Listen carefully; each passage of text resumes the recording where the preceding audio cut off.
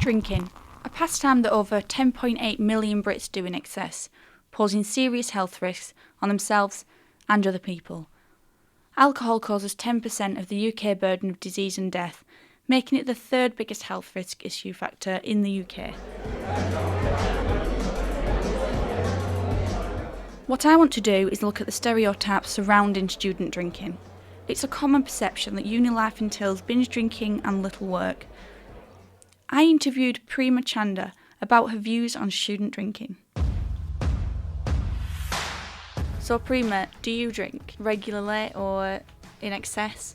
No, I don't drink regularly. And what do you think about other students who do drink in excess?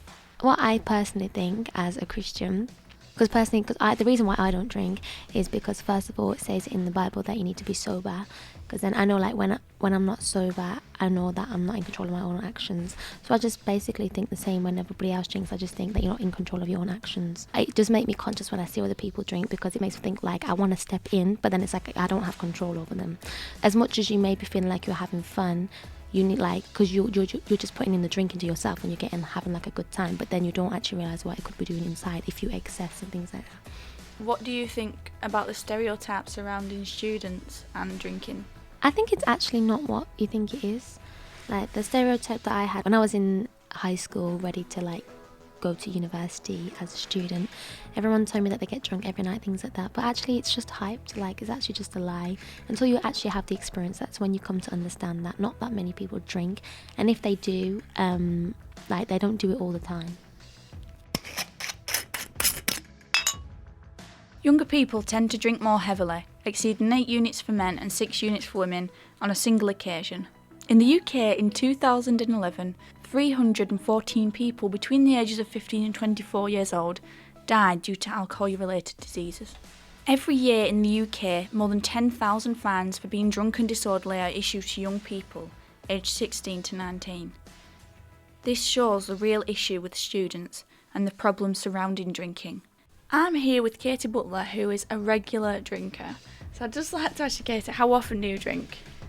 Well, as a student, we go out at least 4 times a week, 5 times sometimes. And when you are drinking, how many drinks are you having in terms of unit? I don't know my units, but I could say that I just drink to excess till I know that I'm absolutely drunk. Have you ever put yourself in danger because of drinking? There's been times where I've been out and I've lost my friends in a club and I've been by myself, and obviously where I'm drunk, I'm panicking. I have been put in a dangerous position because of drinking. And have you ever thought about the implications on your actual body from drinking, or does that not really cross your mind? It never really crosses my mind. I think it's because I think like I'm young, I go to uni. It's not something that I just think like, oh my goodness, my liver. It's like, oh yeah, we're going out tonight. There's times when I've got up and I haven't gone to uni because I'm so hungover, or because I literally didn't go to bed until an hour before uni started. So it does affect my uni life, but I just see that as it's all to do with the student life. So if I tell you that drinking is the third biggest problem in the UK, does that not make you think that what you're doing is bad? To be honest with you, it makes me feel like the drinking is the third biggest problem, but when I imagine that, I imagine alcoholics in like their 40s or 50s. I don't imagine it to be like a problem for teenagers or early 20s. It's not something that I think is the problem. I always think it's a bad decision in the morning after drinking. When I look at my toilet and I've been sick, it's always a bad decision.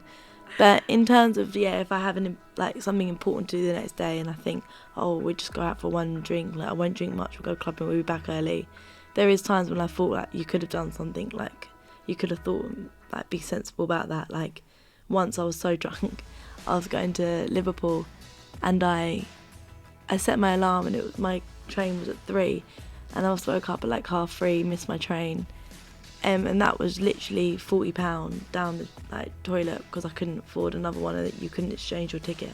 So it's things like that where like it does cause a problem, like in the sense that you won't wake up and you miss things that you need to do in life. If you at home are worried about your drinking habits, contact your GP. They'll be able to suggest ways to help you cut down on your drinking and can also refer you for counselling or support services.